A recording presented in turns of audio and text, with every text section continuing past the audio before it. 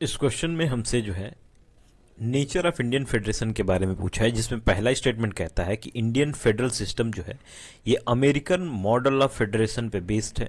दूसरा स्टेटमेंट कहता है कि unlike the American federation the Indian federation is the result of an agreement among the states. तो Indian federation जो है ये एग्रीमेंट है अमंग द स्टेट्स। और तीसरा स्टेटमेंट कहता है कि state have no right to secede from the Indian federation. तो स्टेट्स को जो है इंडियन फेडरेशन से जो है सक्सीड करें, बाहर जाने का जो है राइट नहीं है। तो यहाँ तीन स्टेटमेंट दिए गए हैं। यदि पहला स्टेटमेंट हम देखें कि इंडियन फेडरल सिस्टम जो है ये अमेरिकन मॉडल पे नहीं बल्कि कैनेडियन मॉडल पे बेस्ड है। और कैनेडियन मॉडल ये कहता है कि ये जो है स्ट्रॉन्ग सेंटर बनाता है।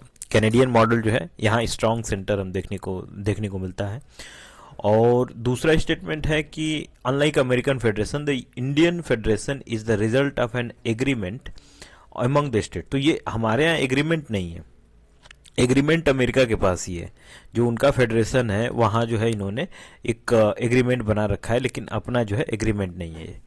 और तीसरा जो है ये state have no right to secede from the Indian federation.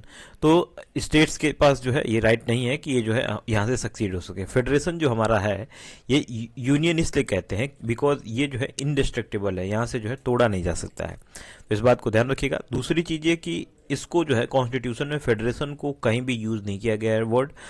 इसके जगह पे जो है आर्टिकल 1 में जो है कॉन्स्टिट्यूशन ने डिस्क्राइब किया है इसको as a union of state. तो इस बात का ध्यान रखिएगा।